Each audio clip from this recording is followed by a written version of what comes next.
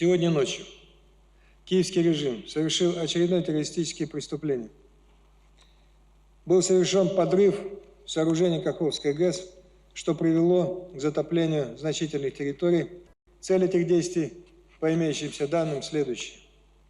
Не добившись успеха в наступательных действиях, с целью усиления своего потенциала, противник намерен перебросить подразделения и технику с Херсонского направления в район своих наступательных действий, существенно ослабив таким образом свои позиции на Херсонском направлении. Кстати, противник приступил к сооружению на правом берегу Днепра оборонительных позиций, что говорит о его намерении перейти здесь к обороне. С целью недопущения на этом участке фронта наступательных действий российской армии киевский режим осуществил диверсионный, по сути, террористический акт, который привел к затоплению значительной территории и будет иметь тяжелые и долговременные экологические последствия. Кроме того, по имеющимся данным, значительно увеличен сброс воды с Днепропетровской ГЭС, что ведет к еще большему затоплению территорий.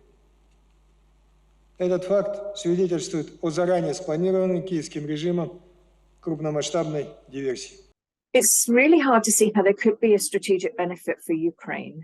They've cut off the bridge and the road, and they've created a situation for the long term that if Ukraine were to take back territory, that they would have a problem on their hands. For Russia, you can see the immediate benefit in that you're stopping that connection for Ukrainian forces to get across. And also, I would say that if they're not planning on staying there for the long term, for whatever reason, if they think, for example, that they're not going to win this battle, then they would leave Ukraine with this long-term headache. So I can see that there is more advantage to Russia right now for this. And when you think that Russia has moved weaponry and explosives into the Zaporizhzhia nuclear power plant, they clearly are not putting safety of their own personnel as well as the locals as their top priority. We don't know enough about the Ukrainian counteroffensive plans, and nor should we, because clearly a large part of them is the element of surprise. So I don't think this would have come as a great surprise. Disappointment, yes, but not great surprise to Ukraine that Russia did, if Russia did something like this. They will be doing other similar things as well. And I would say as well that Russia has now in this war committed a large number of attacks against critical infrastructure.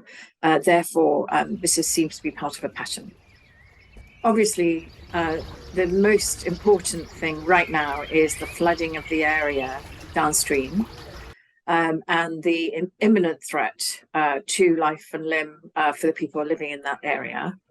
And that is being dealt with through evacuation processes. There's a longer term issue, which is not that long term in terms of water provision to the region. And in the even longer term than that, there is a water provision to the Zaporizhzhia nuclear power plant. I should also say that there is a hydroelectric plant at the reservoir, which of course is not operational now.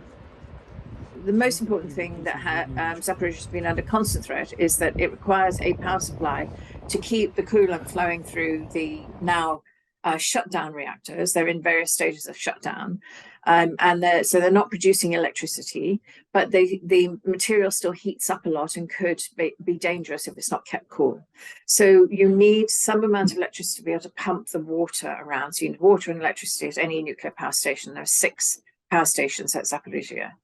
And then, so that's one big worry, and an attack on the power supply. There is no backup external supply anymore. So there's some backup internal supply. But if those are taken down as well, we're into a situation very, very similar to what happened at Fukushima.